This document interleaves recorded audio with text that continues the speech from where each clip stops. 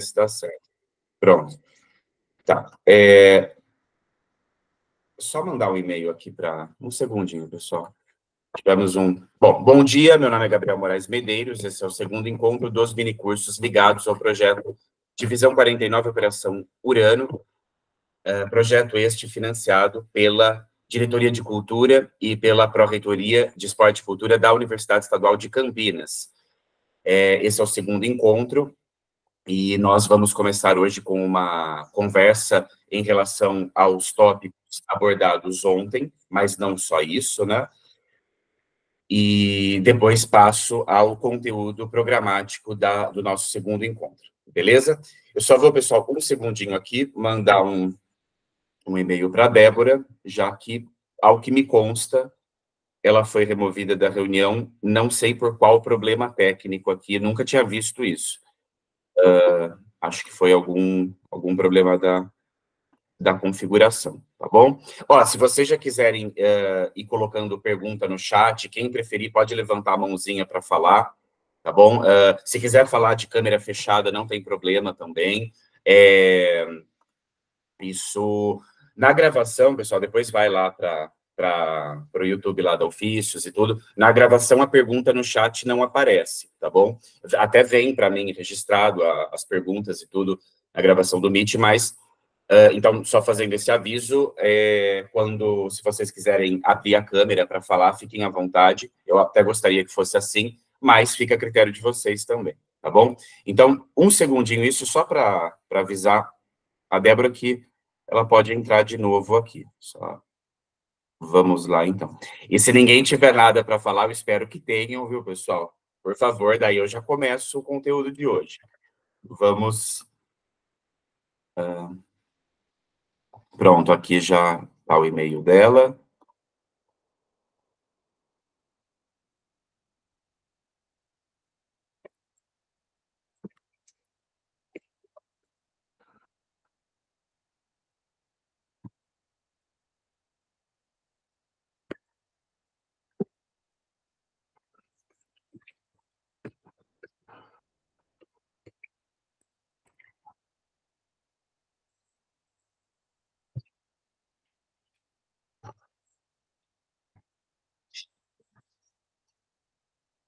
Pronto, acho que é do próprio Meet mesmo. Não acredito que seja nem na minha conta, nem na conta dela.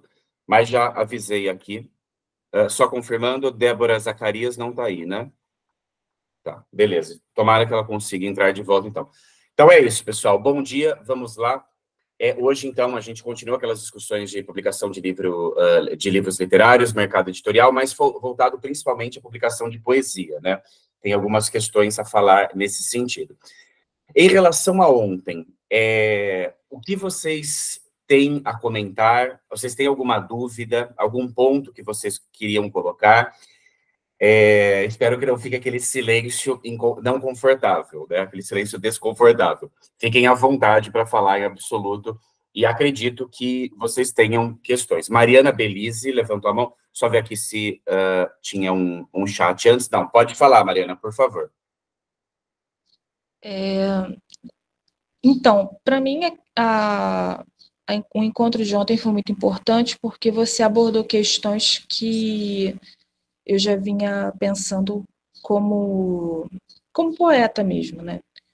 Porque tem essas questões de grana, tem a questão do direito autoral e tudo mais, né? E eu até gravei um vídeo no Instagram falando sobre isso, sobre por que eu pessoalmente tinha escolhido, né, ser poeta. Porque eu não acredito em dom, em vocação, essas coisas assim. Eu acredito que a gente escolhe mesmo, né? Só falar uma coisa rapidinho, Mari, desculpa te interromper. Você já continua. Coloca, se você quiser, seu Instagram aqui no chat também. Tá bom? A Mariana é muito boa poeta, pessoal. É uma escritora e tanto. Pode continuar, por favor. E aí eu acho que tem uma questão aí que é individual, né, de cada artista, de cada escritor, que é essa questão da escolha, né? Escolher se vai seguir esse caminho mesmo, se ou não, né, ou se vai abandonar o barco, e aí não é uma questão de pessimismo. Eu fiquei pensando nisso muito ontem, se era uma questão de pessimismo ou não, eu acho que não. Eu acho que é uma questão de acolher as consequências das nossas escolhas, seja elas quais forem. E até porque também não é fácil ser CLT, também não é fácil, enfim, ser classe média também não é fácil, ser pobre também não é fácil, ser homem não é fácil, ser mulher não é fácil, nada é fácil, né? Então, e aí foi engraçado, porque você fez esses comentários ontem, né? E, e foi para mim meio que essa madrugada assim bateu o martelo, sabe, sobre escolher esse caminho do jeito que der. Até porque eu acho que você citou o Bolanho, né? Mas quando eu comecei a escrever, eu tinha uma predileção muito grande pelo Mário de Sá Carneiro, que inclusive é o que eu cito, né, no vídeo do Instagram, Fernando Pessoa, a Hilda Ilst, esses poetas assim, né? Da minha família literária, que nunca foi uma família literária de gente que alcança grandes glórias assim enquanto está vivo, ou alguma coisa do gênero, né? E eu acho que parece que, de alguma forma, a sua aula, para mim, foi muito produtiva, foi muito positiva nesse sentido, porque eu só me dei conta de que, e para mim foi muito importante isso de verdade, assim, eu me dei conta disso ontem, mas de que foi uma escolha muito anterior às próprias publicações de livros que eu já tive. Então, eu escolhi esse caminho lá com 13 anos, quando eu comecei a escrever poesia, e foi lá que eu escolhi essa família literária especificamente. Mas só ontem meio que caiu minha ficha de que essa escolha já estava feita, e de que eu trabalhei para chegar nela, de que eu trabalhei para que isso acontecesse. Então, eu agradeço muito pela sua visão, que eu não acho que seja nem pessimista, nem positiva, mas eu acho que é uma visão realista, materialista, que é uma visão que falta hoje, uma visão materialista, no sentido da gente lidar com a realidade, com o mundo real, né? Então, eu tenho muito a agradecer a você por esse curso, que para mim está sendo algo muito, muito importante na minha jornada como artista. É isso. Eu fico muito, muito agradecido mesmo, Mariana, é muito importante para mim ouvir isso. E acho que tem várias questões fundamentais aí na sua fala, né? E, inclusive, que já tem relação não só com o conteúdo de ontem, como com o conteúdo de hoje. Porque você já fala especificamente de poesia, ontem foi uma questão mais abrangente da literatura, né? Então, o que acontece, pessoal? Essa questão desse, claro, guardadas as diferenças, né, de que existem pessoas que sofrem mais, que estão mais expostas, que são mais visadas em termos de preconceito, de dificuldade, sem dúvida. Então, são muitas fontes de sofrimentos que existem, né, e também de resistências dialeticamente. Agora, falando de uma forma genérica, assim, no sentido de abrangente, a gente não pode esquecer uma grande realidade de precarização que segue em curso, pelo menos desde os anos 1970. De formas mais específicas em algumas décadas, de formas mais duras em alguns países. O Brasil ainda é um país, entre aspas, embora muito importante, mas um país, grosso modo, colonizado por potências estrangeiras, pela própria parte estruturante de uma elite parasitária, né? Um país muito ligado ainda a problemas seríssimos, e não vou nem entrar nessa questão, porque senão vai a discussão inteira aqui. Mas, tirando essas especificidades, a gente vive há 50 anos sob a égide do neoliberalismo. Eu não estou dizendo, obviamente, que o mundo dos anos 60 ou do mundo dos anos 50, ou muito menos aquele horror da Segunda Guerra Mundial, fosse melhor, né? Mas fato é que há uma piora material muito grande nas condições de vida e nas possibilidades de vida de 1973 para cá. Isso com a chegada do novo milênio, com os anos 2000, isso vai, com o avanço neoliberal, isso vai se tornando cada vez mais forte. Se a gente pegar a Era dos Extremos, pessoal, esse livro do Eric Hobsbawm, A Era dos Extremos, o breve século XX, né?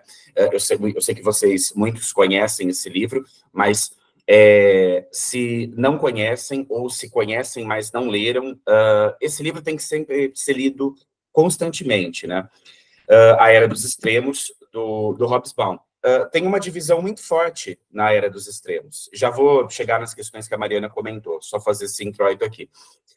Ele coloca a Era da Catástrofe, então ali, Primeira Guerra Mundial, entre guerras e Segunda Guerra Mundial, esses 30 anos de uma só grande guerra, né, por assim dizer, a Era da Catástrofe. Essa é a primeira parte de A Era dos Extremos, desse historiador inglês, era um dos grandes historiadores que a gente já teve, né? Daí a segunda parte seria a Era de Ouro, a era onde havia, com todos os problemas seríssimos, etc., nunca foi leve ou light o mundo, mas em termos de empregabilidade, renda, ali do final da Segunda Guerra Mundial até os anos 70, você tem um período de estabilização econômica e de certo crescimento em escala mundial. Isso acaba completamente com o neoliberalismo, a partir de 73, de 79, anos 80, anos 90, e nós vamos sentindo cada vez mais este peso econômico, e ele faz um texto bastante abrangente, né? O Eric Hobsbawm não é ligado apenas às potências do capitalismo, por assim dizer, ou os países centrais. Essa é uma questão muito relativa, né? Potência do capitalismo, mas não apenas aos países centrais do norte global, por assim dizer. Ele fala do mundo inteiro. Um fato que eu acho muito importante para a gente pensar não só a literatura como salário em geral, é algo que eu discuto muito com alguns amigos e amigas economistas. Eu não tenho formação em economia, mas vai um pouco ao encontro do que a Mariana falou, né, dessa questão da realidade do materialismo. Pessoal, o que era um salário muito alto, mas muito alto mesmo, em termos de Brasil, em, por exemplo, 2008, quando teve aquela grande crise internacional do capital? Teve aquela crise de 2001, com o atentado de 11 de setembro, depois a crise de setembro de 2008, veio aquele colapso generalizado e que teve muitas consequências no Brasil. O que era um salário altíssimo, exorbitante, assim, em termos de Brasil, em termos de média salarial brasileira, em 2008? Seria 7, 8, 10 mil reais. Acho que isso era um salário muito, muito, muito, muito alto, há quase 20 anos atrás. O que é um salário muito, muito, muito, muito alto hoje no Brasil de 2024? 10 mil reais.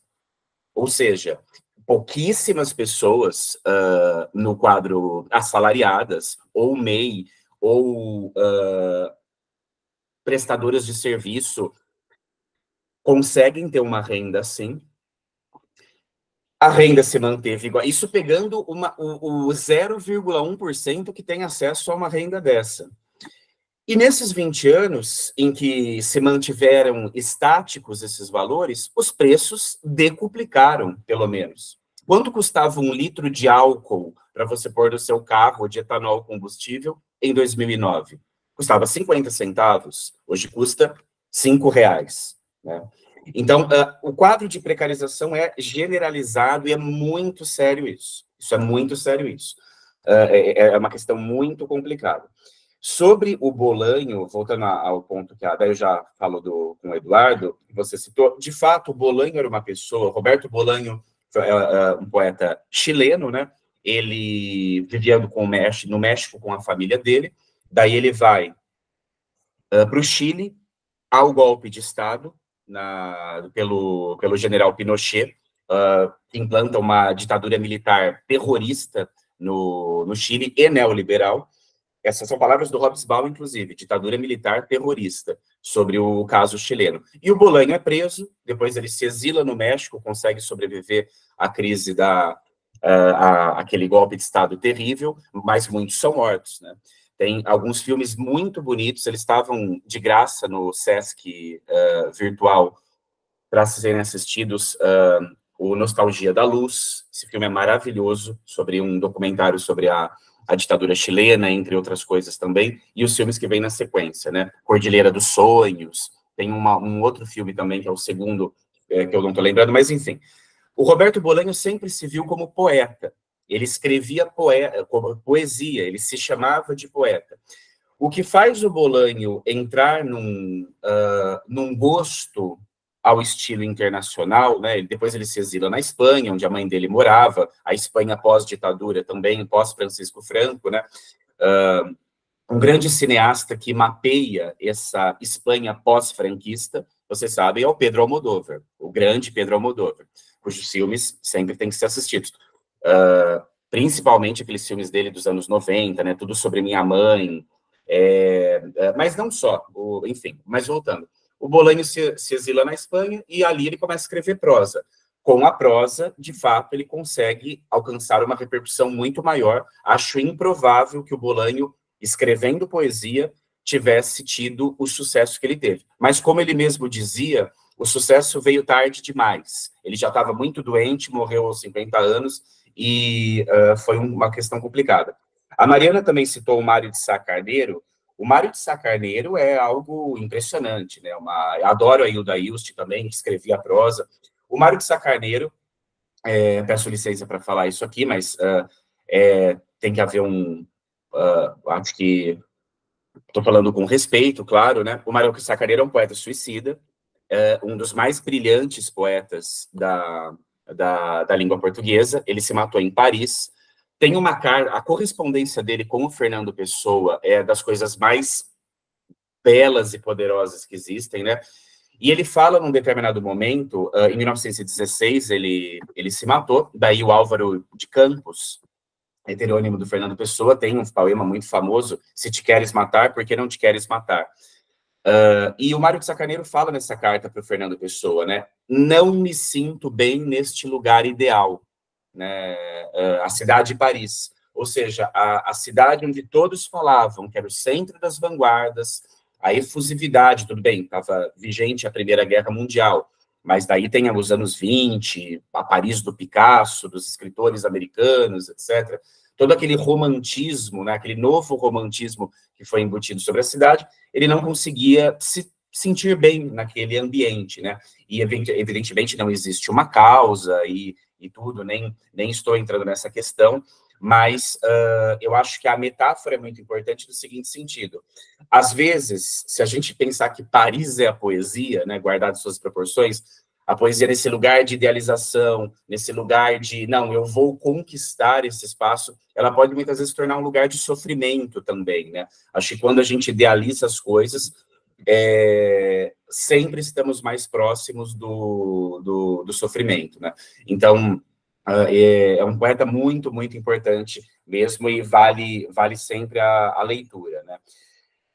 Daí você usou o termo família literária, né? Essa é uma questão, eu gostei muito dessa família literária, né? Que onde entra Mário de Sá Carneiro e a Hilda Hilst, né? Duas pessoas geniais mesmo. E é isso, né? E eu também concordo com você, eu acho que, falando sem romantismo, eu acho que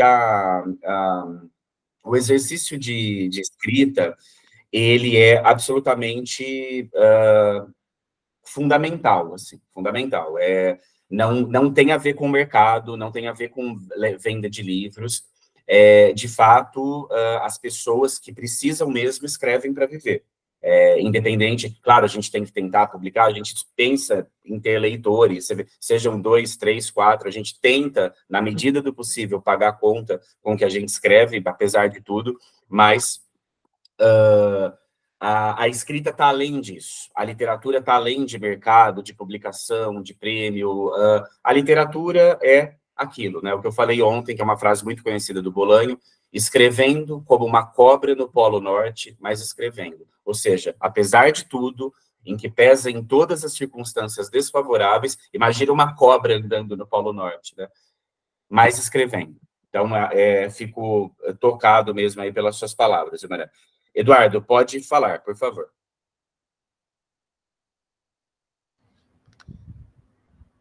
Oi, gente, bom dia. Estão me ouvindo? Estamos ouvindo. Tá, maravilha. Bom dia, Gabriel. Bom dia a todas e a todos. Na verdade, eu queria, talvez, muito mais adicionar uma curiosidade, né? Diante do que foi dito ontem. Como é que as editoras têm visto a questão de estilo, de forma, né? A gente tem visto repercutir o que eu chamo de poesia de autoajuda, né? Essa poesia motivacional, essa poesia que diz que vai ficar tudo bem, mas que muitas vezes não tem uma ação poética, não tem uma imagem poética, né? Então, uma curiosidade é como é que as editoras têm visto essa questão da forma, né? Da forma poética, né? Vai mais para a questão do valor literário ou essa intersecção do que vende, do que é consumido, enquanto essa psicologia do consumidor tem funcionado, né? Então, queria te ouvir, Gabriel, nesse teu olhar desde da editora, entendeu? Não, perfeito. Muito boa pergunta e acho que, de fato, uma pergunta fundamental, porque tinha faltado esse assunto ontem, né? A Mariana, eu sei que é do Rio de Janeiro. De onde você é, Eduardo? Recife, falo do Recife. De Recife, sim, perfeito. Muito obrigado pela presença e pela pergunta, viu? Bom, pessoal, isso mantendo aquele tom de ontem, de ser muito prático nesses comentários. Evidentemente, não sou o dono da verdade, essa é uma opinião de alguém que tem uma experiência limitada dentro da área editorial. Eu tenho mais experiência como professor de literatura de ensino médio do que como editor, né? Não tenho uma experiência mínima, mas também não tenho uma experiência máxima. Então, guarda feitas todas essas ressalvas, indo direto ao ponto. Primeiro, sobre as editoras, Eduardo. Eu acho que essa é uma questão fundamental. Se a gente pensar nas questões das editoras independentes, ou seja, o que é uma editora independente? Esses termos são muito relativos, né? Muito relativos mesmo. Nas antigas, em 2020, o Marcelo Lotufo, que trabalha na editora Jabuticaba, eu sou muito grato a todas as vezes que ele me ajudou e tudo mais.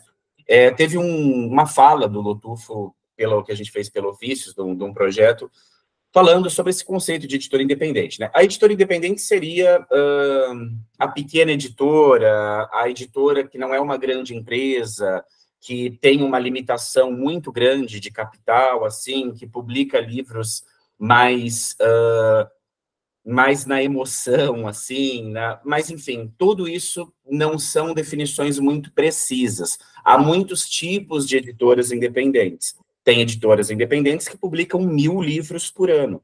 Eu acho que é uma editora gigantesca, é uma editora que publica 1.000 livros por ano. Tem outras editoras que publicam um livro por ano, por 2 livros, enfim.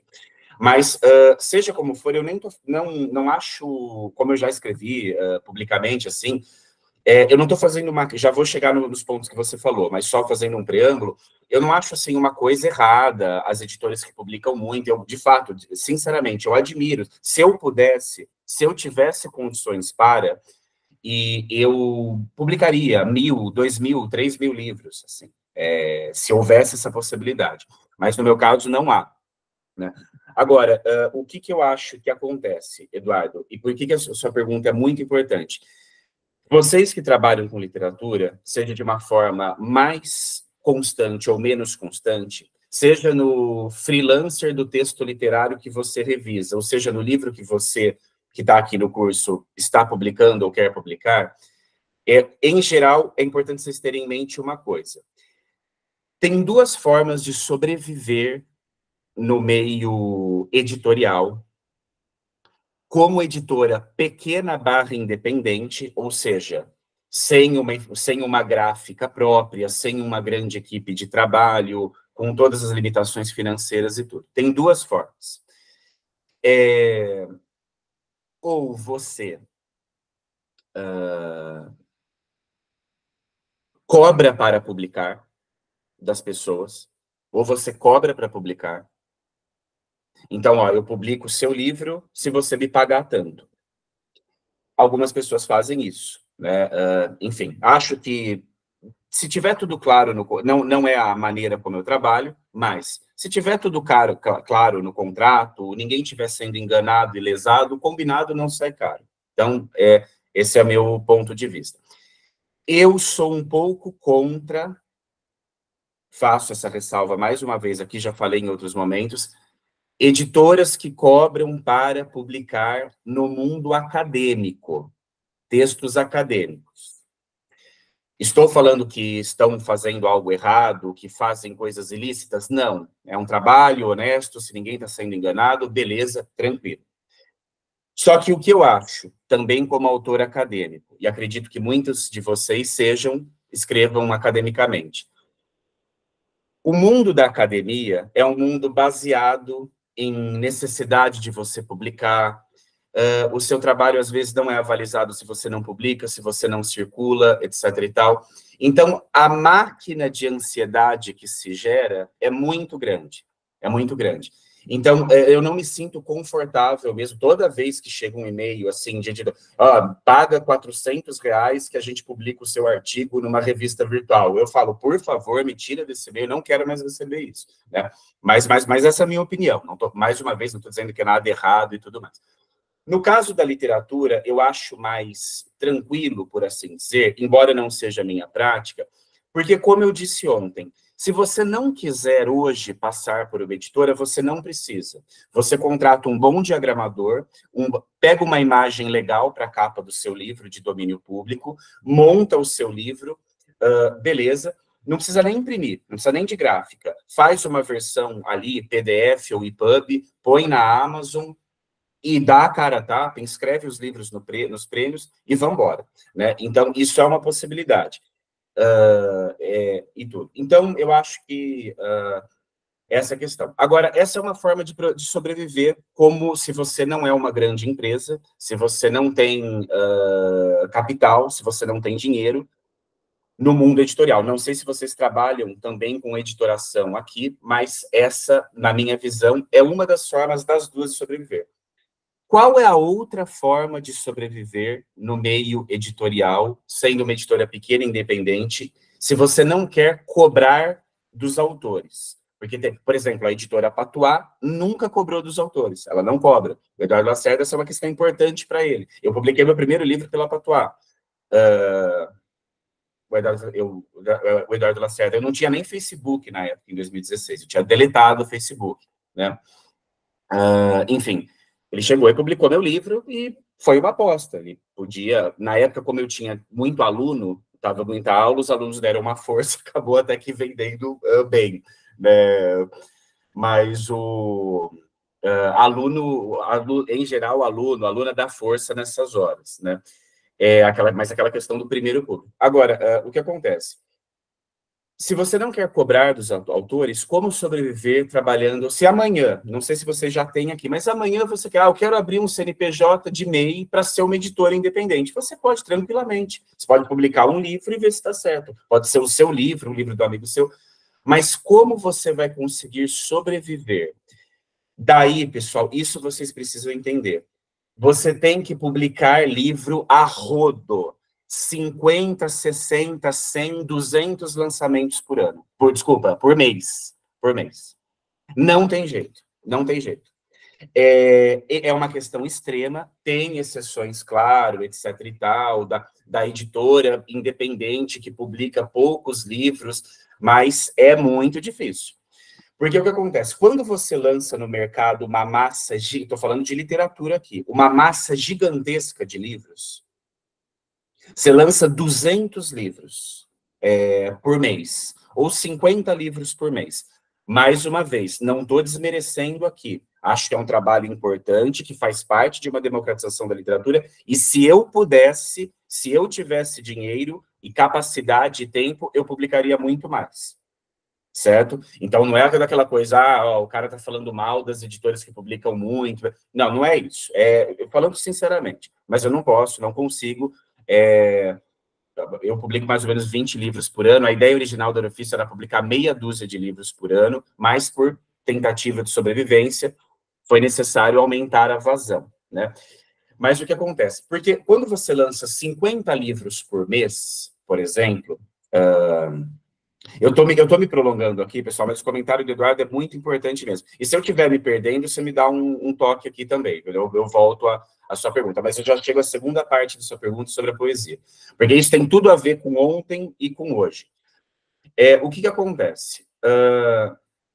Quando você lança uma massa gigantesca de livros no mercado, para 50 livros por mês você publicar, etc., é muita coisa isso. É muita coisa. Provavelmente você vai ter prejuízo em 45 livros. Mas 5 livros que vendam 200 exemplares desses 45, entre esses 50, você consegue pagar as contas, né? Não é regra o que eu estou falando, não é tudo, é um contexto, é um caso, tudo é contingente dentro das condições que estão disponíveis. Como eu disse ontem, se cai amanhã a lei do MEI, se cai amanhã a lei do correio impresso registro módico, acabou tudo. Então, a gente tem que ter consciência que vivemos, tenhamos publicado ou não, queiramos publicar ou não, seja poesia ou não, nós vivemos num ecossistema muito frágil, muito frágil, muito frágil. Ele é dependente de condições, é um organismo muito dependente de um equilíbrio perfeito, que, com todos os problemas que ele tem. Está longe de ser uma coisa... Está todo mundo nadando de braçada e feliz. Acho que está todo mundo preocupado com a questão de como sobreviver com literatura. Eu acho que esse é o fato. Mas, na possibilidade disso, o que acontece? Essa é uma possibilidade, né? Até vou colocar um meio termo entre as duas. Vamos, para fechar a primeira parte da pergunta do Eduardo. Vamos supor, Eduardo, que você... daí a Fernanda levantou a mão, já chamo ela. Vamos supor que você... aí uma coisa importante. Você quer abrir uma editora, começa como MEI ali, né, etc e tal, e... você não quer publicar 50 livros por mês, etc. Você quer publicar 10 por mês.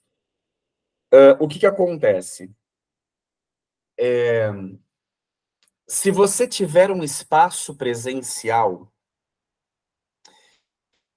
onde você vai lançar os livros, principalmente livros publicados, o primeiro livro da pessoa, né? O primeiro livro da pessoa. Porque, em geral, quando a pessoa lança o primeiro livro, tende a atrair mais público por aquela questão que eu falei ontem, né?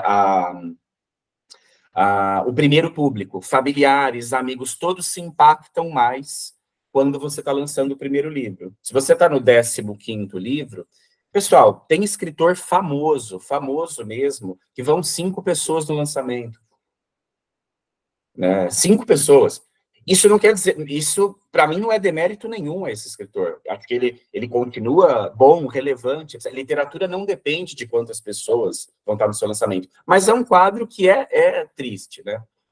Se a gente pensar. Porque é limitado, assim, o público. Então, a gente tem que tomar cuidado com não ter muitas expectativas, né? Nesse sentido. E tentar sempre o que está ao nosso alcance. Eu já falo mais sobre isso depois. Principalmente envolvendo poesia. Então, se você tem um espaço presencial, Eduardo, e você está ali lançando livro, você faz lançamento de livro, às vezes de outras editoras, de outras pessoas, você está lançando 5 livros por mês, 10 livros por mês, final de semana, sexta-feira, ali, sábado, domingo, você não está ganhando só no livro, mas você está ganhando na água, na cerveja, na comida que você está vendendo. Essa é uma possibilidade. Se estivesse ao meu alcance, etc. e tal, não só por questões comerciais, mas por questões mesmo de você encontrar as pessoas, né? O lançamento presencial do livro acaba sendo um evento festivo no bom sentido, né? Então, esta é uma maneira de sobreviver. Mas, olha, é difícil, é difícil.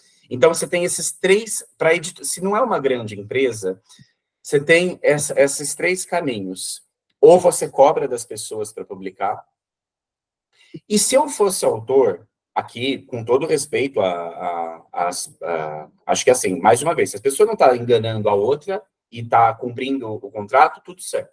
Não estou aqui também com romantismo, mas se eu fosse autor, pagar para publicar um livro, eu acho que eu prefiro, sinceramente, é uma opinião pessoal, talvez eu mude amanhã, eu acho que eu prefiro contratar uma boa diagramação, uma boa revisão, talvez alguém que vá fazer uma leitura crítica do meu texto e lançar por mim mesmo. Ó, edição do autor. Quantos poetas fizeram isso, né? A diferença é que você tinha que ser milionário no passado para fazer isso. Manuel Bandeira, grande poeta, todo respeito e tudo, mas era uma pessoa de recursos. Primeira edição dele, financiada. Muitos fizeram isso, né? Mas, enfim, às vezes algumas pessoas ainda acham que tem um status de você publicar por uma editora e tudo. Acho que, mais uma vez, não estou falando mal do trabalho de editora, não estou aqui, com perdão da expressão, cuspindo no prato que eu como, não é isso. Mas depois eu falo do porquê tentar uma editora e tudo mais. Acho que também tem questões importantes. Agora, sobre a questão da poesia, Eduardo, eu acho o seguinte, mais uma vez já entrando na tópica de hoje, como a da Mariana Belize propiciou essa pergunta. De fato, a poesia nos últimos, com as redes sociais, a poesia ela se torna muitas vezes, uma poesia ligada à dinâmica das redes sociais, né? Então, por exemplo, você vê ali um poema assim, daí eu cheguei e disse, aqui não, né? 80 mil curtidas, assim. Não estou dizendo que esse poema é ruim, que ele não tenha valor nenhum, mas qual é um dos efeitos que eu acho que as redes sociais causaram para a poesia? Um efeito problemático. Não que não houvesse problemas antes. Um dos efeitos que as redes sociais causaram, Eduardo, não sei se você concorda comigo, mas eu acho que isso tem a ver muito com a segunda parte da sua pergunta, é uma poesia que perdeu camadas de significação.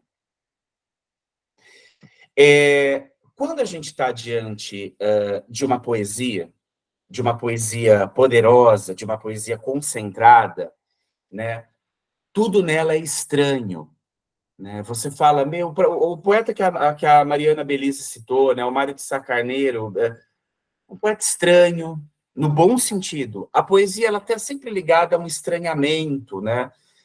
Você ouve aquilo, é algo que te inquieta, que você não sabe muito bem o que está, tem um certo sublime ali, né? É uma coisa um pouco... Não quero ser misticizante aqui, já que a ideia é desmistificação, mas existe um sublime ali, né? Existe uma questão um pouco inexplicável, né?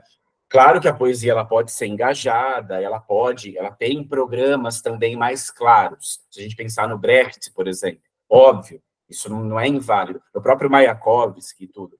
Mas a poesia, ela nunca se esgota em si mesma, assim, né? Ela nunca se esgota num banner, num slogan. A poesia não é, ela pode até absorver isso. Mas eu acho que as redes sociais, com essa questão, com essa necessidade coletiva por uma informação muito direta, né, muito ligada a um tipo de manifestação discursiva, eu acho que isso interfere decisivamente na poesia, né, decisivamente na poesia mesmo. Agora, por outro lado, né, contradizendo o que eu estou falando, às vezes, por exemplo, eu lembro uma vez uma pessoa que falou mal da Rupi Kaur numa oficina que eu estava dando. Eu acho que a gente tem que pensar também pelo seguinte motivo. Às vezes a Rupi Kaur ali, gostemos ou não dela, ela vai ser uma poesia, vamos por assim dizer, com menos camadas de estranhamento, uma poesia mais direta.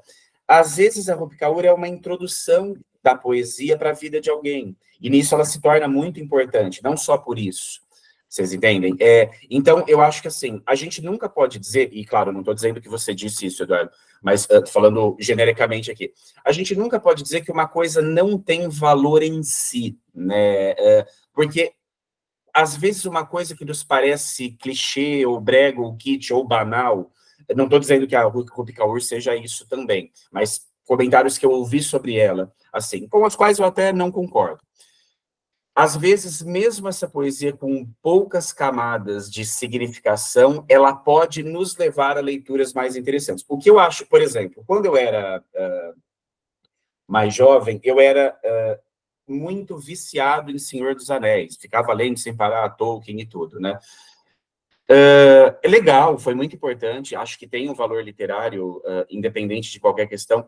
Eu acho que só o que sempre que é o complicado é a gente ficar só na esfera daquela leitura. Então, se a gente só lê Tolkien, se a gente só lê Rupi Kaur, aí é complicado. A gente sempre tem que buscar dialogismos, né? A gente tem que buscar discursos outros, povos outros, línguas outras, outras epistemologias.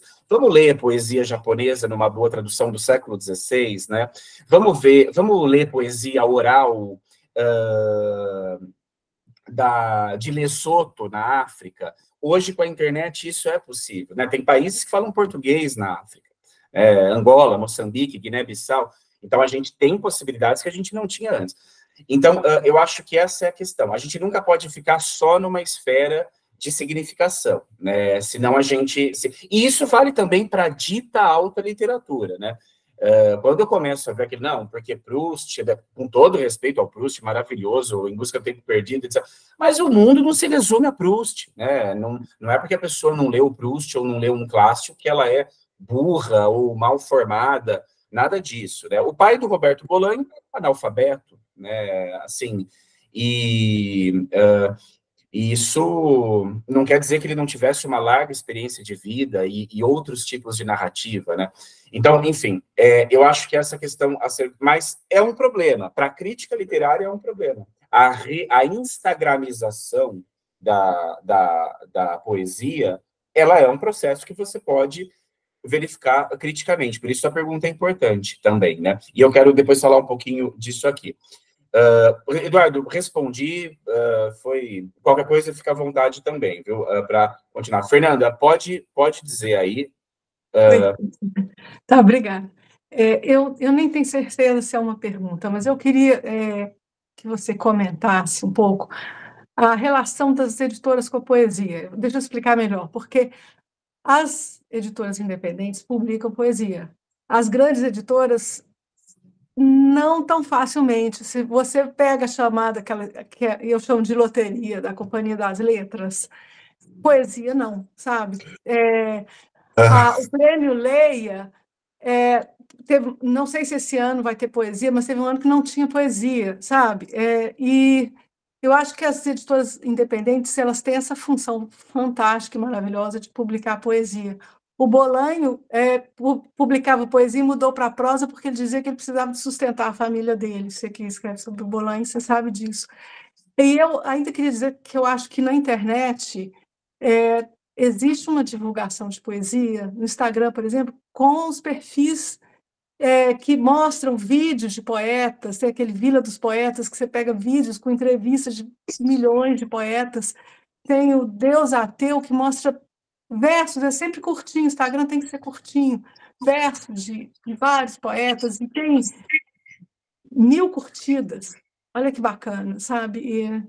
Mas eu queria que você comentasse principalmente essa coisa da editora independente que defende poesia, publica um estranho, mesmo sabendo que não é tão comercializável. Eu acho, não sei se isso é pergunta, mas era isso que eu queria dizer. Não, perfeito. Eu acho que tem muito a ver. É o tema, né, de hoje.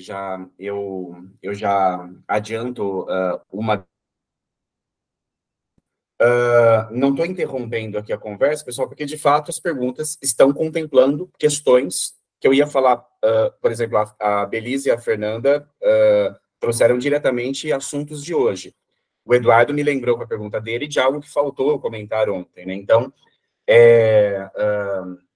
depois eu só quero mostrar um poema aqui. Agora, vamos à sua pergunta, então, Fernanda, ao seu comentário, né? Isso é muito importante que vocês saibam. Eu já falei isso outras vezes, eu sempre falo disso quando eu posso, mas eu acho importante repetir, né? De fato, há menos espaço em grandes editoras, não só no Brasil, né, com a questão da poesia. A poesia é o gênero mais complicado em termos de mercado. O mais complicado.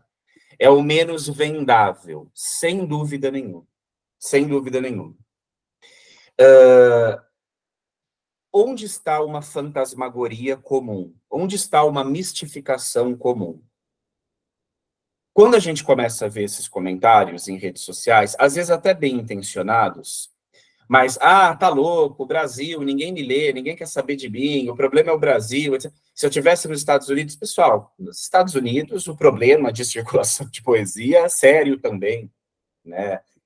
Este é um problema do gênero literário poesia enquanto produto nas sociedades sob o capital. Não é Gabriel, um cara aleatório que está falando isso. Quem está falando isso é o maior filósofo do século XX, Walter Benjamin. Na Paris do Segundo Império, na obra de Baudelaire, ou Charles Baudelaire, um lírico no auge do capitalismo, o Benjamin faz um estudo muito profundo, materialista, sobre, entre muitos outros assuntos, o porquê de a poesia não circular como produto no mundo do capital, no mundo do mercado. Mundo do século XIX para frente. Já existia capitalismo antes, ali, né, século XVI, colonização, acumulação primitiva, o capital, enfim. Mas, pensando nessa forma mais contemporânea do capital, que começa no século XIX, pessoal, é um problema que está aí desde o século XIX, né? Tem uma tradução muito boa, lançada pela editora Autêntica, chamado Baudelaire e a Modernidade. Tem uma publicação de 2015, traduzida do alemão pelo João Barrento. Esse estudo é fundamental, porque ele fala, o Walter Benjamin está te falando ali, amigo, poesia não circula, desencana, certo? Mas aqui estou fazendo, pelo amor de Deus, uma grande banalização da fala do jeito, não é essa a minha intenção, só para dar um tom humorístico, rindo de nervoso. Mas é o fato, não circula, não tem jeito. O meio do capital é refratário à poesia. São dois universos que não se aceitam. Não se aceitam. Do que decorre o seguinte problema. Qual que era a imagem, pessoal? O poeta, vocês sabem, né, a figura da poeta, o poeta, sempre foi uma figura de status antes das sociedades ocidentais ou coloniais ou posteriores ao colonialismo se tornarem sociedades capitalistas, né? O poeta, pensem numa figura, apesar dos infortúnios da vida dele, pensem numa figura, obviamente, como Camões, como Boccaccio, como aqueles poetas da corte, eram figuras da nobreza, o próprio Tomás Antônio Gonzaga, eram muitas vezes poetas oficiais de monarcas, de monarquias. Antes disso, existia um lugar muitas vezes religioso associado à figura do poeta. Mas quando o mercado dita as regras do mundo, o título do Walter Benjamin, Charles Baudelaire, um lírico no auge do capitalismo, começa a surgir um problema. O que vende é prosa e poesia não vende. O que não vende vai ao extermínio. A concepção mercadológica capitalista é essa. Alguns dados, eu sempre cito esses dados e faço questão de repetir.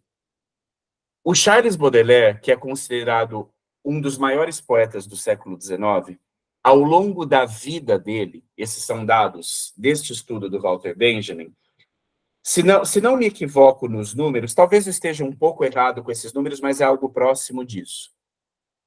Depois vocês confiram lá em Baudelaire e a Modernidade, do Walter Benjamin. Ao longo da vida dele, ele acumulou 16 mil francos é o que dá para registrar com, entre aspas, direitos autorais. Ou seja, ao longo da vida dele. Ele morreu cedo e tudo mais, mas foram décadas para acumular 16 mil francos. Um terno chique, por exemplo, custava 150, 200 francos, só para a gente ir no século XIX, só para a gente ter um valor de comparação. 16 mil francos, sim, mas ao longo de uma vida, né? O Baudelaire sempre vivendo na miséria, pulando de aluguel em aluguel, aquele problema seríssimo, econômico, e daí morre em condições terríveis. Então, o maior artefato do século XIX, As Flores do Mal, do Charles Baudelaire, e ao longo de toda a outra poesia dele, rendeu a ele a vida 16 mil francos. Uma edição de Os Mistérios de Paris, de Eugène Sue, um livro tipo de terrorzinho, assim, um best-seller, pop, acumulou 5 milhões de francos da primeira edição. O Eugène Sue ficou milionário. O Alexandre Dumas, né, o Walter Benjamin cita isso também, ele tinha um porão na casa, numa casa que ele tinha alugado, onde ele contratava diversos escritores a preço de miséria para ficarem escrevendo folhetins para ele, ou seja, se tornou uma indústria, rindo de nervoso aqui. Sempre que eu rio é de nervoso, pessoal, não estou, nem sempre, mas aqui só para fazer essa ressalva, que eu não estou tirando sarro de nada aqui, estou sentindo angústia, certo? Não é um Tom Cine, nada disso. Ele contratou uma equipe de pessoas a preço de a salários miseráveis, e ficava explorando esses escritores que escreviam para ele, e depois ele publicava os folhetins e ganhava o dinheiro. Era uma mais-valia ali. Era uma roda, no pior dos sentidos, de exploração, né? Então, isso mostra a diferença entre a prosa e a poesia desde o século XIX. Gosto muito de Tolkien, gosto muito de Harry Potter. Pessoal, se Harry Potter fosse em verso, não sei se passava de 50 exemplares, não, viu? Talvez, tudo bem, 150. Então, pessoal, isso é uma coisa que... isso que a Mariana falou no começo, e fazendo gancho aqui com a Fernanda, é uma questão importante, porque, assim, é uma estratégia. O Charles... o Baudrillard tem uma frase, né, um livro dele chamado As Estratégias Fatais. Esse livro é espetacular, tem alguns problemas e tudo. O Baudrillard é um tipo polêmico, mas eu gosto desse título, As Estratégias Fatais. A poesia é uma estratégia fatal, então é um dizer sim ali ao desconhecido, né, a algo que muito provavelmente não vai circular, não sou eu que estou dizendo, hein? Eu podia aqui falar, não, pessoal, se você melhorar o storytelling de vocês, a sua poesia vai ser um case de sucesso, porque você vai mudar o mindset da sua rede social, e você vai ter 500 mil seguidores. Meu, não é assim que eu penso, não acredito nessas coisas, certo? Mesmo. E eu acredito no Benjamin, né? Acredito no Benjamin, entre muitas outras pessoas que falaram disso. Não é só o Benjamin, que é a lei e a ordem. A poesia não circula, e tem o maior estudo, no meu ver, sobre circulação de poesia do século XIX, que é nas origens ali do capitalismo, e no capitalismo já avançado, né, no auge do capitalismo, é esse estudo. Então, poesia não circula. E isso se transfere, claro, para os países ditos periféricos do capital, como é o caso da América Latina, né, o caso da África, o caso do Sul global, e também para o centro do capitalismo, né, Então, é muito complicado quando você trabalha com poesia. É legal, eu acho que, de fato, as editoras independentes têm essa questão, muitas delas da ligação com a poesia, e isso é um ato importante, né, sem dúvida nenhuma. Apesar disso, pessoal, o que eu acho? A poesia talvez seja o primeiro lugar de idealização, em geral, que as pessoas projetam na literatura. Quando elas escrevem, elas falam, não, eu quero me ver como poeta, né? Eu quero isso... isso é, muitas vezes, um caminho difícil, né? A gente tem que ter essa consciência, é um caminho difícil e que pode gerar muito sofrimento. Então, a gente tem que ter um certo distanciamento disso, né? pensar nessas pessoas que identificaram o problema da circulação de obras de poesia no capitalismo, porque antes disso, não é que era melhor, não. Não estou falando que na monarquia era melhor, não tô, os dois são os piores, né? A monarquia era o sistema mecenas. Você ali é o poeta da corte, vem um patrocinador, um mecenas, e fala, ó, te dou dinheiro, você escreve uma poesia em homenagem à minha família. Né? O mecenas dos Lusíadas, Dom Sebastião, né? Enfim, as relações de mecenato eram relações anteriores, eram muito restritas, etc. e tal, né? Então, e também altamente elitizadas, né? Desiguais, obviamente. Pessoal, qual que é a figura que o Baudelaire, uma figura alegórica que o Charles Baudelaire mais cita na poesia dele? Não a que ele mais cita, mas que está sempre presente. Qual que é o tipo social que o Charles Baudelaire sempre fica escrevendo sobre esse tipo social? Qual que é o personagem talvez mais comum das Flores do Mal? A prostituta, né?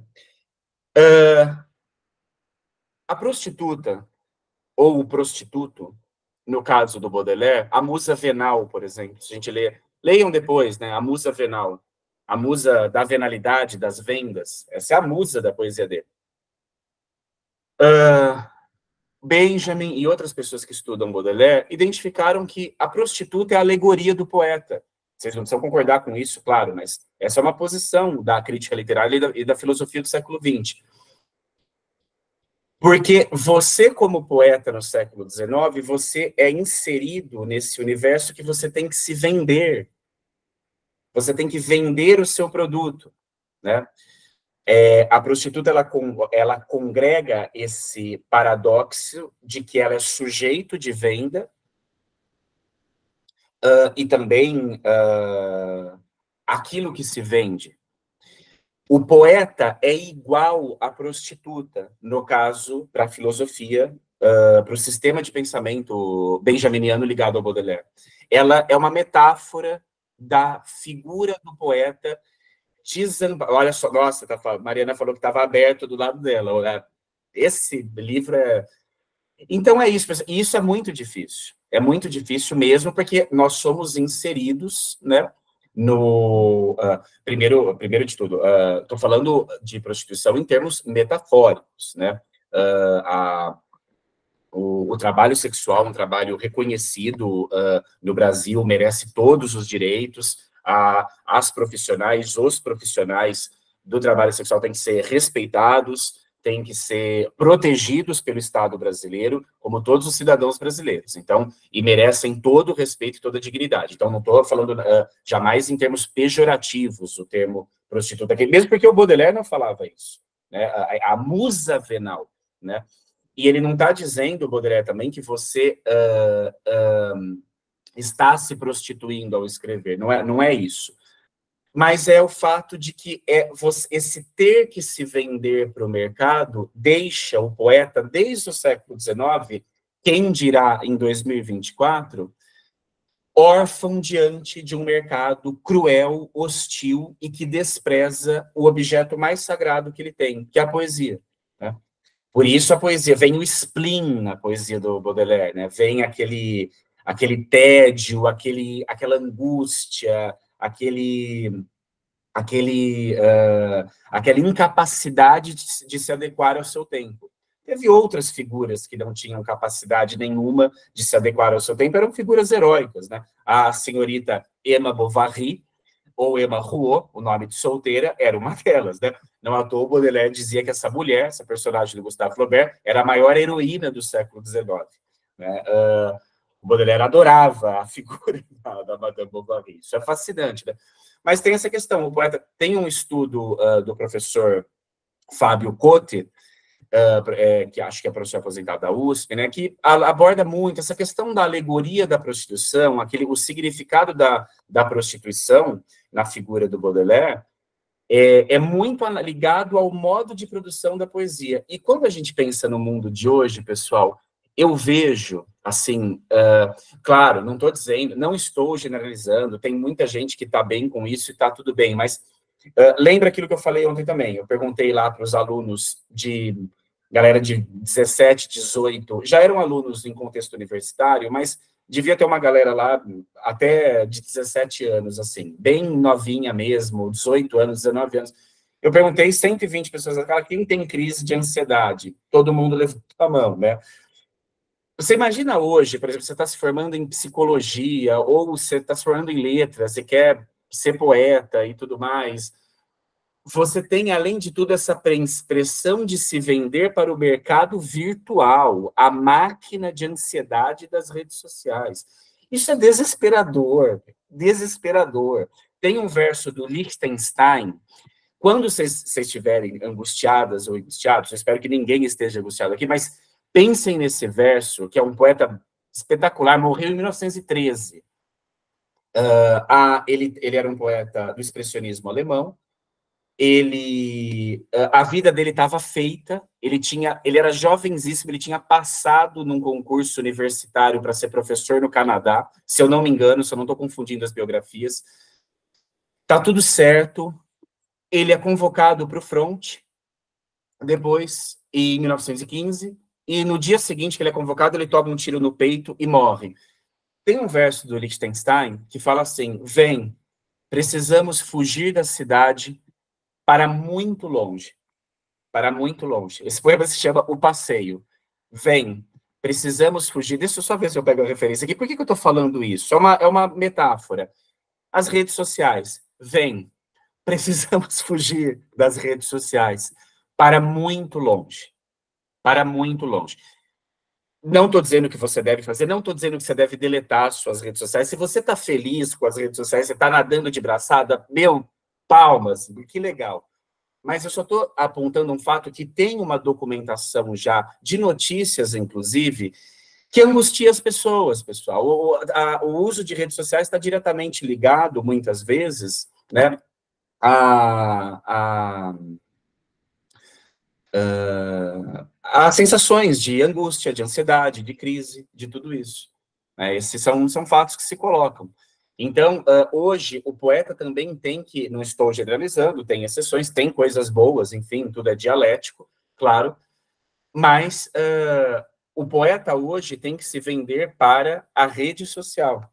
Isso é muito complicado. Isso é muito complicado e é um fator, em geral, que dificulta ainda mais.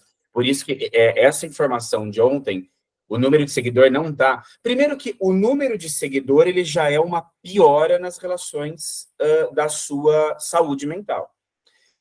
Qual que era o sistema literário virtual antes do Instagram, pessoal? Pensando em poesia. Qual que era esse sistema... Onde as pessoas postavam poesias, principalmente antes do Instagram ter tomado as rédeas do mundo mais ou menos na época da pandemia?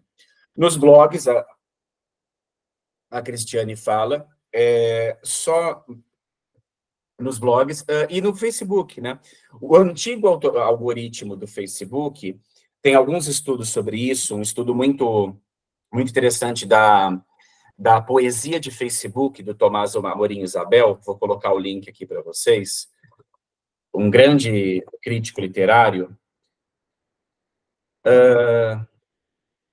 No caso do Facebook, você tem ali a limitação de 5.000 amigos, não existe uma impressão, não estou aqui defendendo, tem problemas também, Facebook, não estou dizendo, aliás, são a mesma empresa, né? O Facebook é dono do Instagram. Eu só estou dizendo o seguinte, era um cenário mais estável. As pessoas ainda estão associando hoje que número de seguidor quer dizer sucesso, quer dizer vendas, quer dizer... E não é assim. Então, eu acho que quando você tem seguidores, etc. e tal, você está preocupado com isso ou preocupada com isso, esse é ainda mais um fator ansiogênico para a sua profissão. Há 15 anos atrás, uma pessoa se formava em psicologia, por exemplo, ela não tinha essa preocupação, né? E isso interfere tanto nas coisas. Será que a gente suportaria os grandes escritores do passado, ou as grandes escritoras, se elas tivessem um Instagram?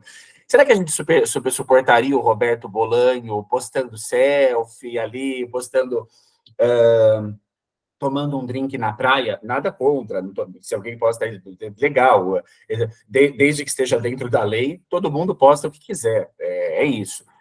Agora, isso muda tanto as relações com o sistema literário e com a poesia, né? Porque as redes sociais são redes de afeto, são redes de angústia, são redes de raiva, são redes de alegria, são redes de ressentimento. Os afetos estão ali todos circulando, né? Afetos bons e afetos ruins, né? E isso se projeta muitas vezes em relação aos escritores. As redes sociais são a humanidade, é uma das formas da humanidade. É uma caixa de ressonância, né? Elas não são uma caixa de Pandora. Os problemas do mundo não começam com elas. Os problemas já existem. Afinal, houve Segunda Guerra Mundial, Guerra do Vietnã, ditadura militar, né? Sem rede social. Então, mas elas inauguram questões, elas fazem ressoar questões que antes não estavam à mente, né? Isso interfere diretamente na poesia, né? Porque afeta as pessoas. Eu percebo que afeta as pessoas. A pessoa ali está fazendo o seu texto e não tem repercussão, ou ela acha que não tem repercussão, ela tende a se ferir, né? Ela tende a se angustiar. Quando eu tenho visto, pessoal, só para fechar essa questão da Fer, não sei se eu também te respondi, então acho que é um trabalho importante, mas sem mistificação também aqui, Fer, não deixa de ser também um trabalho mercadológico de editoras independentes. Por quê? A grande maioria de livros que se publicam hoje são livros de poesia, fora das grandes editoras, porque as pessoas principalmente escrevem poesia. Você pode pegar, por exemplo, nas inscrições dos prêmios, a maioria dos livros escritos é de poesia. Conto se escreve muito pouco, tem poucos livros de conto em relação à poesia. Romance tem bastante, mas menos do que poesia. Teatro, muito difícil alguém que escreva dramaturgia hoje. Né? Por que esses gêneros estão desaparecendo? Crônica, né? Teve até um texto que as pessoas criticaram bastante, né, do fim da crônica, do Julian Fuchs, etc. E tal. É interessante. Por que esses gêneros estão não desaparecendo aqui? Que os gêneros continuam, claro. E os gêneros se mesclam também. Você pode fazer uma poesia com características de crônica, ou um conto com características de ensaio. Mas por que essa hiperinflação de produções poéticas e uma diminuição muito exponencial de crônico-dramaturgia, por exemplo? Dramaturgia que teve tanta importância para o Brecht, ou num contexto ali da Rússia nos 30, Mayakovsky e tudo, né? E na própria resistência à ditadura militar brasileira, né? Por que a dramaturgia desaparece tanto? Será que isso tem a ver com a urbanidade, com a ausência de teatros, com os aparelhamentos públicos e tudo, com a dificuldade de acesso das pessoas, né? Enfim, será que tem a ver com o fato de que eu tenho 36 anos de idade e eu vi uma peça autoral em Campinas? Tá tudo em São Paulo? Tudo. Eu vi uma peça do Nelson Rodrigues em Campinas, o resto é stand-up, né? O resto é peça de stand-up. Enfim, é complicado isso, né? As outras peças autorais que eu vi, eu tive que ir para São Paulo, né? Porque eu tinha o privilégio de poder pagar um ônibus ou ter uma amizade que me hospedasse em São Paulo e andar 90 quilômetros. Agora, se eu morasse a 400 quilômetros de São Paulo, seria difícil. Então, essa concentração, né? Campinas está a 90 quilômetros de São Paulo, mas existe uma concentração cultural muito grande na cidade de São Paulo, inclusive em relação às redes de livrarias e tudo, né? Então, enfim, e guardadas as proporções, tem isso no Brasil inteiro, né? São problemas que vai haver com Belém e Grande Belém, com Florianópolis e Grande Florianópolis, etc. Mas, enfim, Fer, não sei se eu me prolonguei aqui, respondi isso a pergunta. Então, só para fechar, é também uma estratégia mercadológica, porque, em geral, as pessoas estão hoje escrevendo mais poesia, estão publicando mais poesia, em geral, de 10 escritores, de 10 pessoas que se dizem escritores, não estou falando isso ironicamente, se dizem, de 10 pessoas que falam, eu sou escritor, eu sou escritora, 8 vão escrever poesia. O gênero que menos vende, diz o Walter Benjamin desde o século XIX. Então, o que acontece? Só que daí tem a seguinte estratégia mercadológica. A poesia é o que menos vende, mas o livro ainda é um objeto de fetiche. no sentido marxiano do termo. Então, as pessoas querem ver o livro publicado na mão. Isso é uma questão, o livro em códex, ele sobrevive. Lembra que eu falei ontem? Isso não fui eu que falei, vocês já ouviram em outros lugares. O livro, diferente dos jornais e revistas impressos, que só tem decaído, o livro continua crescendo, por incrível que pareça, o livro impresso. Talvez daqui a 10 anos seja diferente, mas o fato é que não houve a tão anunciada, o tão anunciado término do livro. Então, olha o que acontece. Poesia vende muito pouco, mas primeiros livros das pessoas vendem. E se eu conseguir vender 80 livros da pessoa que está publicando comigo, com essa aura de que e não estou dizendo que seja uma coisa legítima, não, é muito legal publicar um livro, é um objeto afetivo também, não se resume a uma dimensão de mercado, tem uma questão, quando você está publicando um livro, seja você autor ou editora, você não está vendendo saco de carvão ou um quilo de café. Você tem muito desejo ali da pessoa, tem muita projeção, tem muito sonho, é um objeto religioso, no sentido amplo. No sentido amplo. É uma projeção de uma religiosidade, né? Da mais poesia, que está muito ligado a essa esfera, essa construção de uma imagem que você tem muitas vezes de si mesmo. Dizia o Fernando Pessoa, né? Produtos românticos nós todos. Então, o que eu acho? Então, poesia vende pouco, mas primeiro livro vende bem. Como tem muito mais poetas publicando primeiros livros, então, legal, valorizo a estratégia das editoras independentes. Como eu disse, eu acho que vivemos um momento de democratização, e isso é importante, que mais pessoas publiquem, tenham acesso à publicação, seja por editora ou não, mas não deixa de haver também, dialeticamente, dimensões de mercado aí. Não acho que é um ato de salvo. Veja, as editoras independentes estão salvando as pessoas, salvando a poesia. Acho que fazem um trabalho importante, mas eu tendo a ser mais... não estou dizendo que você é mistificadora, Fernanda, nada disso. Eu concordo com a sua análise. Mas eu tendo a não mistificar as editoras independentes, né? Acho que é importante que elas façam um trabalho honesto, claro, e continuem publicando poesia. Beleza. Mas não deixa de ser também uma estratégia de mercado, uma estratégia de sobrevivência. Isso sempre se afeta com as contradições do próprio mercado. E aí, pessoal, tem 15 minutinhos, tá? Todos os tópicos que eu ia trazer para hoje, eu vou colocar os links aqui para vocês. Eu tinha falado do artigo do Tomás Isabel, mas falem mais aí se quiserem, senão eu fecho nesses 15 minutos. Nas próximas duas sessões, uma é... Aqui o ato falho lacaniano, né? Sessão não, que é uma conversa, não é sessão. Fer, te respondi, querida? Maravilhosamente bem, obrigada. Tá, e eu me empolguei um pouco ali na parte do Liechtenstein, mas então só uma ressalva aqui, né, dessa questão. Deixa eu colocar os links, a poesia de Facebook, Tomás Isabel, deixa eu ver se eu acho que ele publicou, acho que na Fórum, esse texto, é um artigo muito importante. Aqui, a clandestina poesia de Facebook. Lição de casa. Leiam aqui. Ó, a Sheila fala aqui, ajudar as pessoas a não ser...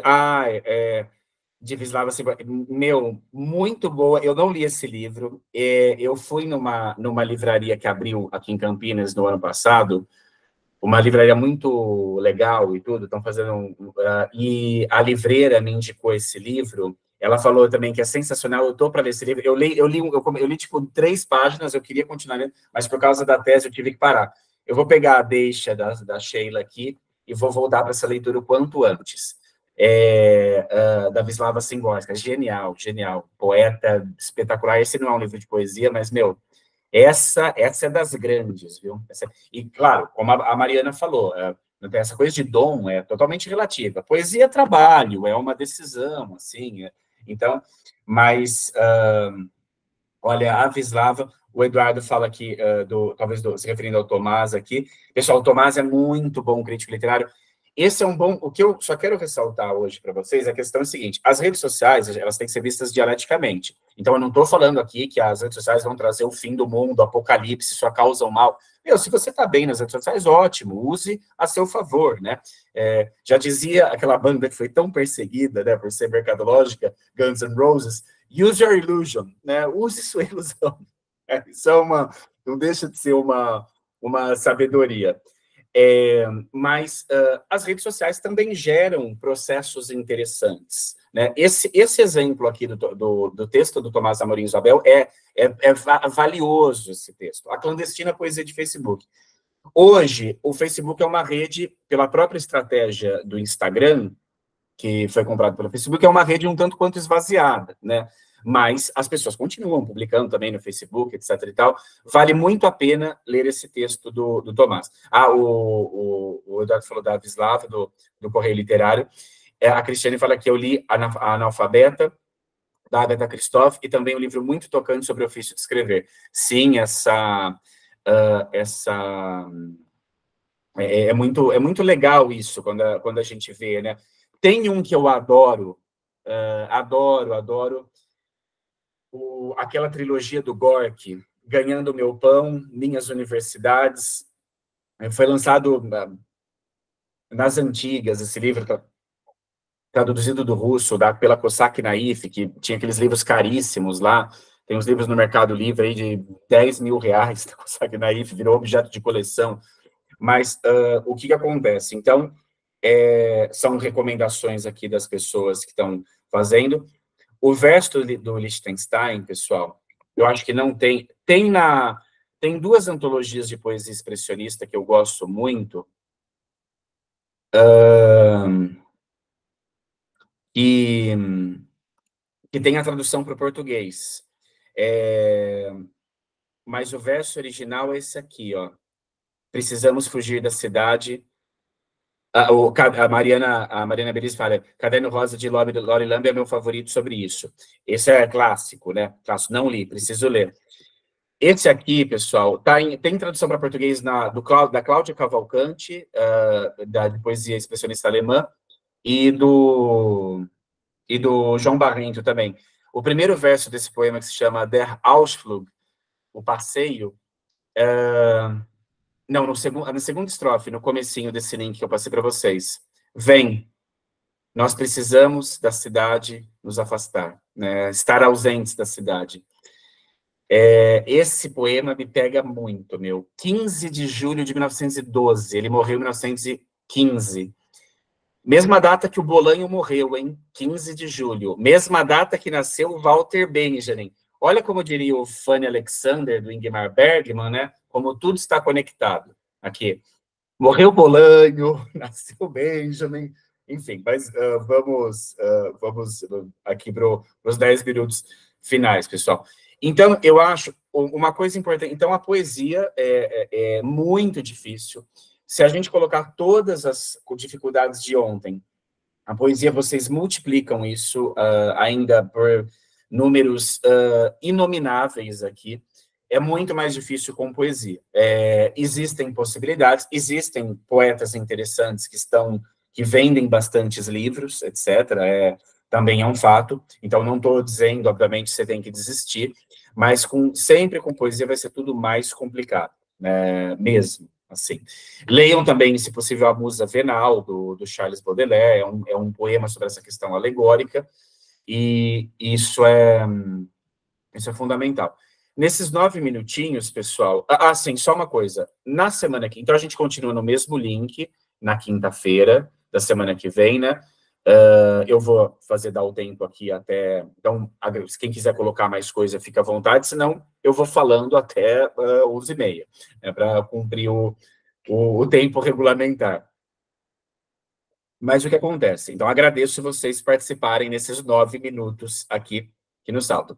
Na semana que vem, como a gente analisa questões de poesia, de análise poética e de crítica literária, eu vou ser mais programático. Então, vai voltar a ter slide, né, e tudo mais. Hoje, gostei muito das participações que houve, né, tanto pelo chat quanto... acho que vocês falaram... Não estou falando isso retoricamente, não, só para ser elogioso. Eu achei que foi muito importante, que ajudou muito aqui a nossa conversa, né, e os comentários que vocês fizeram, peço que continuem. Na quinta-feira, então, mantemos esse mesmo link, né? Quinta-feira próxima agora, que é dia, só confirmando, 24, e daí no sábado que vem a gente fecha, né? Nesse mesmo link, não esqueçam, anotem na agendinha aí, por favor, para a gente conseguir aquele quórum mínimo. O poeta...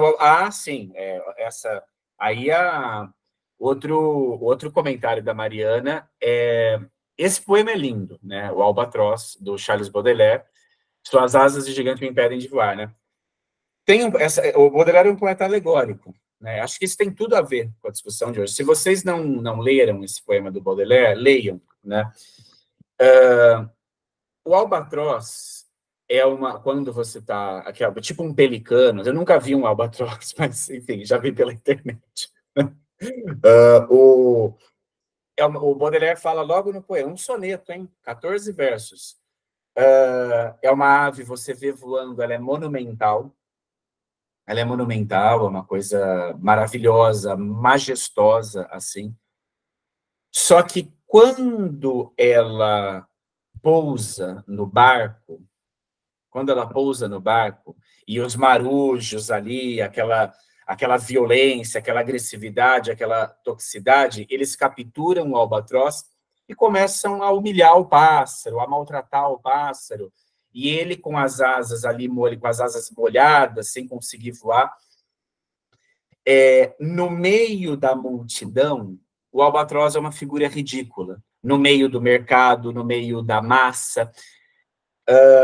Suas asas de gigante o impedem de voar, né? Então, é uma alegoria para o poeta também. É uma outra alegoria para o poeta. A prostituta é uma delas. O homem sanduíche é outro. Sabe o homem sanduíche, que nasce no século XIX? Que é aquela pessoa que fica com como que chama? Meu Deus do céu, é uma palavra óbvia. Com colete, que é uma propaganda, ó, compra ouro, vendo... e nas costas tem também aquele... Vocês já viram homens sanduíches, pessoas sanduíches. O homem sanduíche, rindo de nervoso, é uma outra alegoria do poeta. Você tem que ficar se anunciando para as massas. Isso é desesperador, né? Claro que o Baudelaire também é uma figura complicada em termos... Um gênio, Charles Baudelaire, não estou contestando isso, né? E, mais uma vez, questão de dom, de talento é sempre relativo. Ele também trabalhou naquilo, insistiu. Ele é uma figura complicada porque ele tem uma visão elitizada da poesia, né? Ele se refere muitas vezes às pessoas como ralé, eu sou um poeta nobre. O conceito do Baudelaire não era aquela nobreza decadente, apodrecida, se é que já houve uma nobreza não apodrecida, né? Mas era uma coisa meio romântica, assim, né? Eu sou um grande poeta, e esse século plebeu... Ele fala num verso, né? Jamais um século plebeu vai aceitar um coração igual ao meu. Então tem um discurso ali, eu contra tudo, contra todos, eu contra a rapa. Então, já o Rimbaud, está saindo agora uma tradução da poesia completa do Jean-Arthur Rimbaud pelo Guilherme Gontijo Flores, né, que é um tradutor bastante importante, soube pelas redes sociais, né, então, mais aqui um comentário sobre as coisas boas, dialeticamente, das redes sociais. O Rimbaud já era um poeta muito mais ligado às massas, né? O Rimbaud participa da Comuna de Paris, em 1871, por exemplo, né? Ele é até violentado, ele é abusado por soldados, se diz, quando ele estava a caminho da Comuna de Paris. Mas, enfim, o próprio Rimbaud chamava o Baudelaire de poeta-rei, né?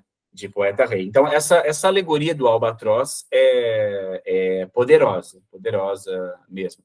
Tem um poema do Arthur Rimbaud que o Bolanho cita no Detetives Selvagens, né? O Coração Roubado, Le Coeur Volé, Mon triste cœur bava la poupe, mon cœur couvert de caporal.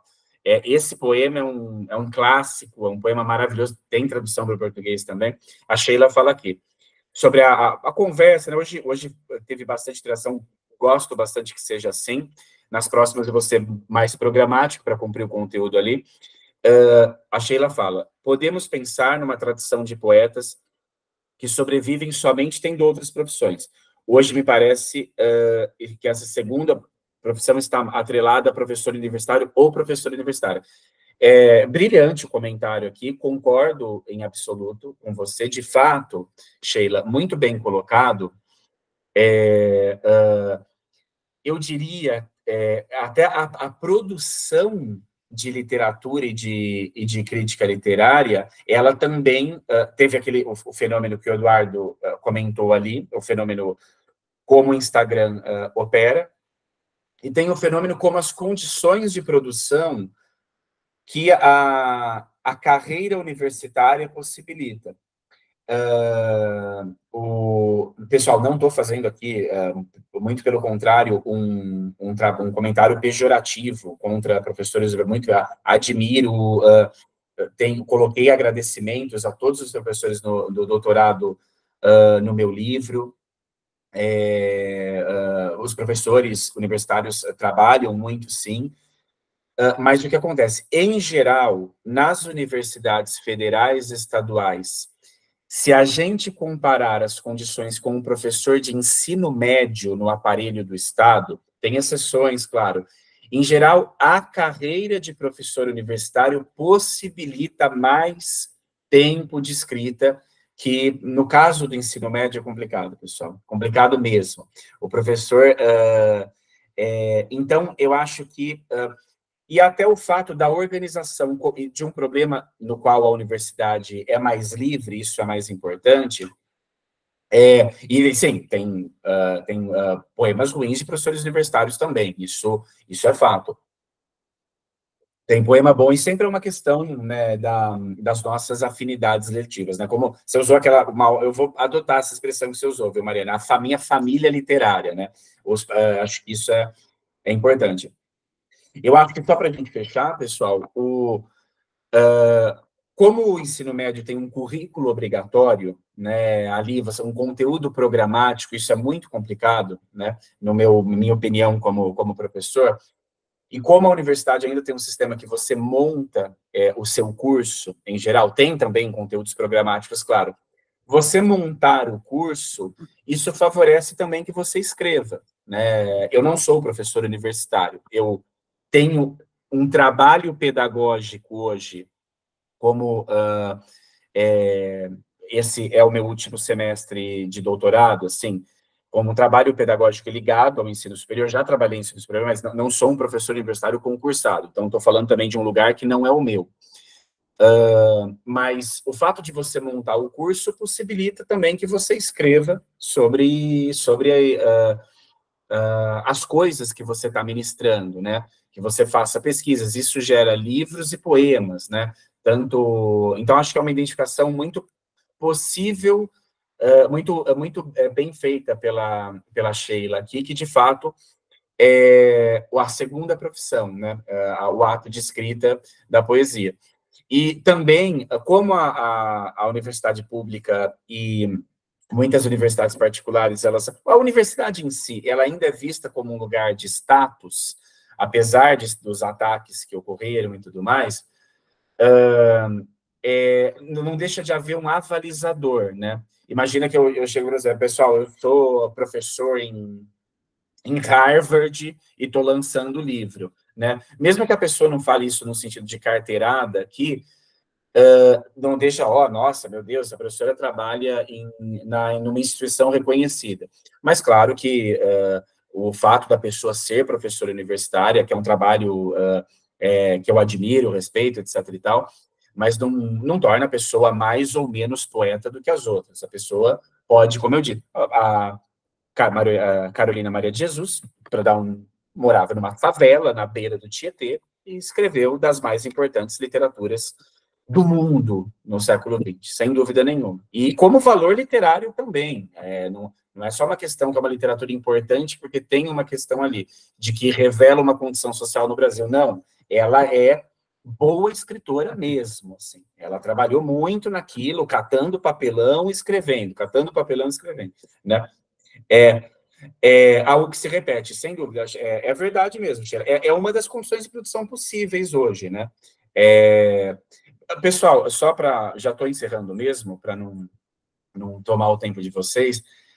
Quando eu estava dando 60 aulas por semana, em 5 cidades diferentes, eu não lia absolutamente nada, não escrevia absolutamente nada, não tem como.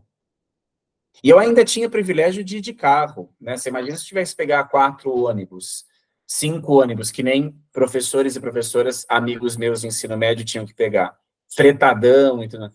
Então, é aquilo, a poesia, a carga de trabalho é muito difícil também, e daí tem, né, aqueles recortes, né, de você ter que chegar, ter que fazer tarefas domésticas e tudo mais. Às vezes a pessoa tem filho, e daí tem que cuidar do filho. É muito difícil você conciliar uma disciplina de escrita com as coisas. E a escrita, e a poesia exige muita disciplina. O Bolanho, por exemplo, não dormia. Ele era segurança de um camping na Espanha, trabalhava de porteiro, de vigia no camping, e ficava lendo a noite inteira, não dormia. Morreu aos 50 anos, né? Claramente, não estou dizendo que foi a causa disso, mas, obviamente, se você parar de dormir, você vai adquirir algum problema de saúde, né? Não sou médico e tudo, estou falando desse lugar também, mas não é uma coisa saudável, convenhamos, mas foi a estratégia que o Bolanho encontrou, né? A gente não precisa ser fatal na estratégia, não, então vou parar de dormir e ficar a noite inteira escrevendo e lendo, mas talvez conseguir uma carreira universitária seja um caminho, como a Sheila bem observou, para a gente escrever. Só que daí a gente cai num outro problema, que é a dificuldade de acesso a concursos públicos hoje. Eu tenho diversos amigos e diversas amigas que, o cara tem pós-doc, faz uma pesquisa super séria, presta 30 concursos e não passa em nenhum. E não é porque a pessoa não consiga, porque isso é um outro problema. Enfim, a Sheila fala do Lima Barreto, o reconhecimento póstumo, um brilhante, né? O Lima Barreto, um dos escritores mais importantes, grande também,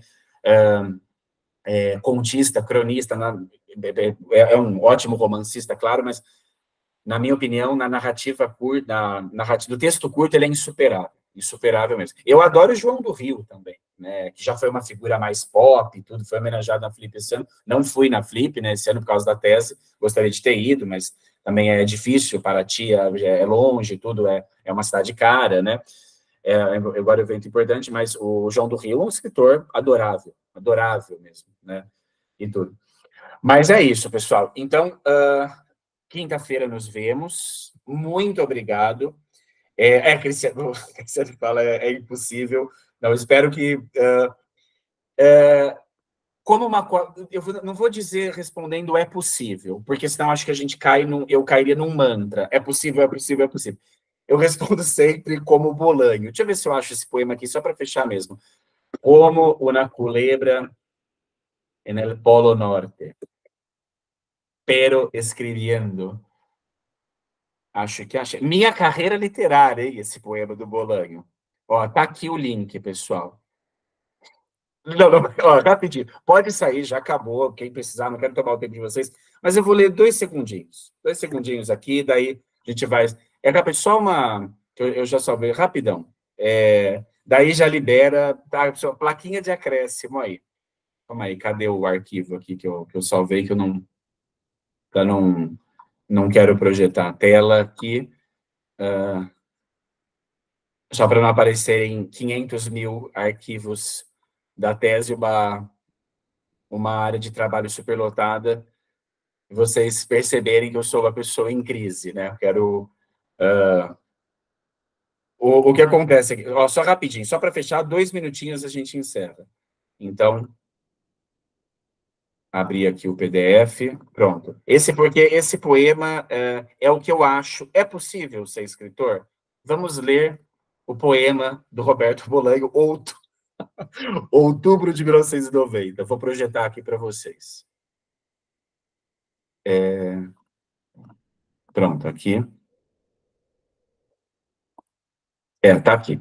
Vamos lá, e daí com isso encerramos, pessoal. Um breve... vamos só aumentar aqui o...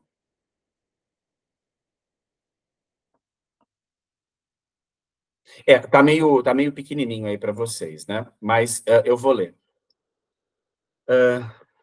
Rechazos de anagrama, Grijalbo, Planeta, com toda seguridade. Olha só, ele foi negado por todas essas grandes editoras. A Anagrama, a Planeta, Anagrama e Planeta estão... Grijalbo, acho que está viva também hoje. Eu fui recusado pela Alfaguara, eu fui recusado pela Mondadori, tomei um não de Mutnik, tomei um não da editora Seis Barral, da Destino. Todas as editoras me recusaram. Todas as editoriais. Todos os leitores me recusaram. Todos os gerentes de venda me recusaram. Tem um verso do Pessoa, né? Como um cão tolerado pela gerência. Embaixo da ponte, enquanto chove, uma oportunidade de ouro para eu me enxergar a mim mesmo. O que eu sou? Como uma cobra, como uma culebra no Polo Norte, pero escrevendo. Apesar de tudo, como uma cobra do Polo Norte, mas escrevendo. Escrevendo poesia no país dos imbecis. Ele estava na Espanha. Não estou chamando os espanhóis de imbecis, sou fã do Almodóvar aqui, mas só aqui. Escrevendo no país dos imbecis. Escrevendo com meu filho nos meus joelhos. O filho dele era recém-nascido. Deve ter uns 34 anos, o filho do Bolanho hoje. Escrevendo até que a noite cai com um estrondo dos 1000 demônios. Os demônios que vão me levar para o inferno, mas escrevendo. Isso é muito grande, no sentido mais épico e no sentido mais poderoso. É um poema simples, pero escrevendo. Então é isso, pessoal. Continue a escrever. Valeu, me despeço aqui, vou interromper a gravação.